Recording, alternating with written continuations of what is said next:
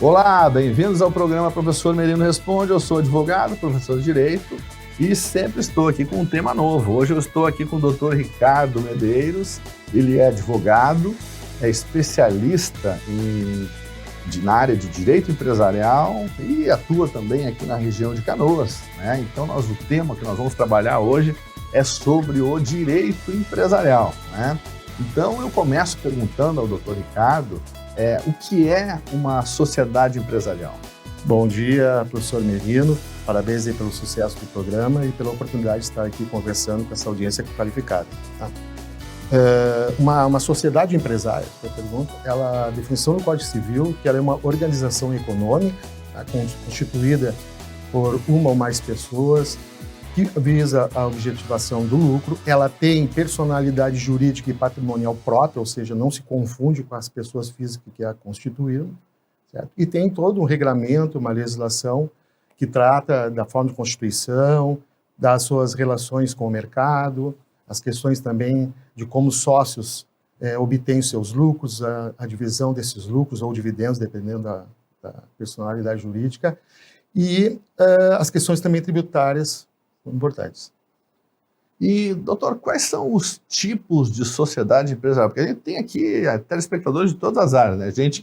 Desde gente que atua com microempresa, né, com empresas pequenas, até pessoas que atuam com empresas de grande porte. Então, quais são os tipos de sociedade empresarial? Eu vou abrir uma sociedade empresarial, e aí, como é que eu sei que tipo, né, que eu vou precisar para atender o meu negócio? Quais são esses tipos de sociedades empresariais? Bom, os tipos de sociedade empresarial, professor Merino, são vários tipos, tá? São muitos no Brasil. Eu vou citar aqui alguns porque nós não temos tempo de tratar de todos, tá?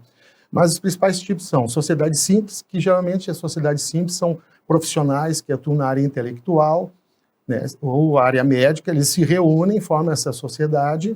Ela tem o objetivo próprio dentro da profissão que eles exercem. Médicos, advogados até mesmo podem fazer uma sociedade entre advogados, e basicamente é isso aí. Depois nós temos a sociedade de conta de participação. A conta de participação é uma sociedade que ela nasce para um projeto, um objetivo comum. Ela é muito utilizada por investidores. Então, geralmente a Constituição Civil tem um investidor, aquele que vai fazer o aporte do capital, né, que chama-se sócio oculto, e nós temos o sócio aparente, que é aquele que vai estar à frente do negócio efetivamente. Então, o investidor ele não participa das responsabilidades, essa fica com o sócio aparente, mas ele sim vai participar ao final dos lucros ou dos prejuízos que tiver. Depois, nós temos a Sociedade de Economia Simples, né, que é uma sociedade que o Estado, né, é uma empresa pública, em que o Estado é acionista, ele é o acionista principal, ele detém as ações ordinárias, então ele tem direito a voto, e os demais acionistas que compram aquela parcela daquela sociedade através das ações, eles não têm direito a voto, mas eles têm preferência na hora de distribuir os dividendos, que é o lucro da empresa de economia mista, proporcional ao seu número de ações.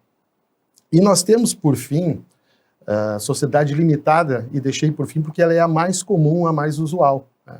Que é também uma sociedade, como todas as constituídas por duas ou mais pessoas físicas. Não há impedimento que uma pessoa jurídica seja também sócia de uma limitada, certo? Há uma divisão do capital social, que é o investimento, o aporte inicial que o sócio faz para iniciar, né, essa atividade. Ela tem todo um regramento também específico, está no Código Civil, e é formalizada através de um contrato social que tem que ser levado a registro na junta comercial para ela nascer, digamos, certidão de nascimento dela é o registro na junta comercial do seu contrato social e junto à Receita Federal. E, doutor, tem muita gente hoje que tem empresa que trabalha na informalidade, não registra a empresa, né? Trabalha informal, né? E aí, para orientar essas pessoas, quais são as vantagens que a pessoa tem, né, de sair da informalidade e abrir uma empresa, uma sociedade empresarial? Que tipo de vantagens ela pode ter? Ou de abrir uma empresa própria, sua, né, individual, MEI, enfim, né, microempresa, ou até se associar a uma empresa. Quais são as vantagens disso? Bom, nós temos a vantagem geral quando você se associa com alguém, é você dividir as tarefas da empresa, é você, por exemplo, eu e você queremos construir uma empresa, mas eu não tenho todo o capital junto com você e eu divido esse capital para o investimento, eu divido as responsabilidades na gestão desta empresa e eu também diminuo os riscos, né? Diminuo os riscos porque eu estou diluindo ele com alguém que está junto comigo naquele empreendimento. A formalização de uma empresa, de uma pessoa jurídica, ela traz uma série de vantagens. Por isso está aqui uma das principais. Estar formalizado te apresenta ao mercado de uma forma, digamos, mais profissional. Né? Você consegue obter linhas de crédito em bancos, por exemplo, vão exigir que você tenha a constituição de uma pessoa jurídica. Você tem vantagens tributárias, porque, via de regra, a carga tributária, os impostos que nós temos que pagar pela atividade que desenvolvemos com uma pessoa física, ela é bem maior que uma pessoa jurídica, certo? Basicamente, são essas vantagens. E como é que fica a questão patrimonial dos sócios da empresa e do patrimônio da empresa, né? Isso é separado? Como fica a questão das responsabilidades em relação a isso? Bom, professor, o próprio Código Civil, entre o artigo 49 e 50, ele diz que a sociedade empresária, ou uma pessoa jurídica, ela tem patrimônio e personalidade jurídica próprios, distintos dos seus sócios. Então, a regra geral é que, por exemplo, na empresa limitada, a sociedade limitada que é a mais comum, professor, é que a responsabilidade dos sócios pelas dívidas, pelos compromissos da empresa, é limitado ao capital social, ou seja, aquele aporte que ele fez. Então, eu fiz um aporte, digamos, de R$30 mil, uma sociedade que o capital social é 100. Eu tenho 30% desse capital social. Então, eu vou responder por dívidas e compromisso até esse limite de R$30 mil. Doutor Ricardo, quais são as dicas aí que o senhor pode dar, orientações aí para pessoas que querem abrir pessoas jurídicas, né, que querem abrir empresas aí? Pode dar algumas dicas para a gente com relação à prevenção, a cuidados que deve ter? Bom, a primeira dica que eu dou, as pessoas têm que entender que uma sociedade, ela é, com um sócio, uma pessoa, ela é como um casamento. Então, primeira dica que eu dou, conhecer bem o teu sócio, né? A regra geral, pelo menos o senso comum diz, a prudência, é que a gente não deve casar com quem nós não conhecemos, né? Então, temos que ter um namoro, ter um noivado, ter um casamento. Na constituição da pessoa jurídica é a mesma coisa. Primeira coisa é conhecer o sócio, tá? Ver o que ele pode agregar para aquele empreendimento, aquela sociedade que você quer formalizar. Depois, vou dar uma dica assim que vale ouro. Por quê?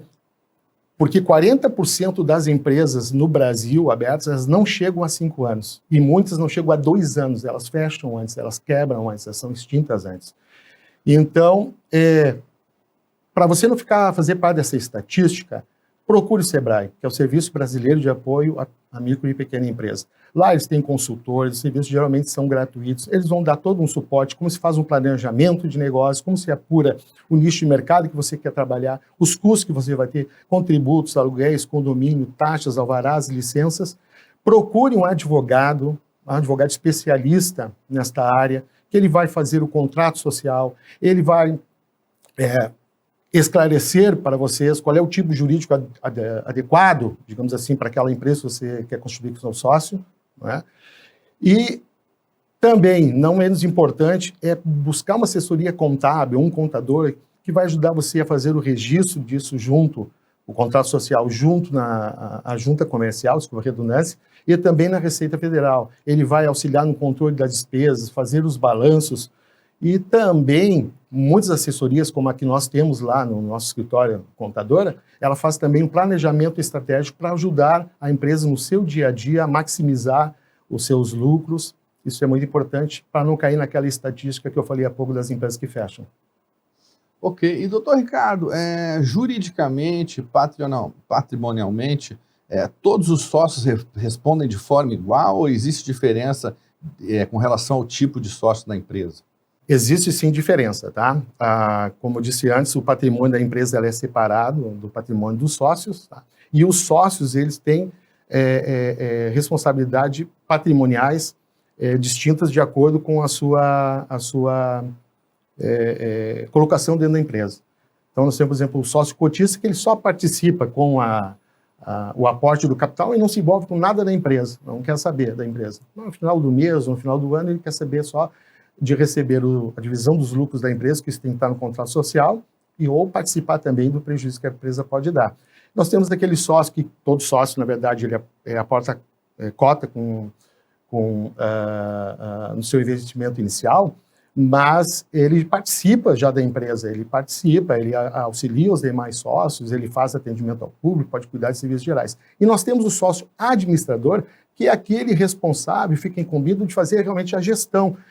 Ele representa a empresa, por exemplo, perante a bancos, então ele faz a gestão financeira, faz a gestão toda do negócio.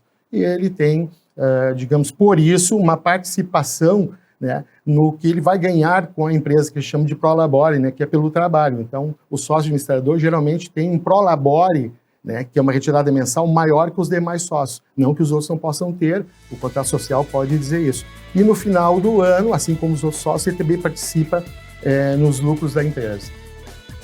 Muito obrigado, doutor Ricardo, pelas orientações aí. Tem muitas pessoas aí que querem abrir empresa ou que têm microempresa e precisam saber disso, né? Então é uma informação muito importante. Eu vou agradecer a presença aqui do doutor Ricardo Medeiros. Obrigado, estou à disposição sempre que precisar, professor. Nos acompanhe aí nas nossas redes sociais, Facebook, Instagram e também no meu canal no YouTube, que você encontra lá aulas gratuitas.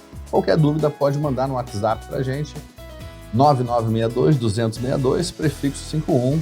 Um grande abraço, professor Merino, e até a próxima.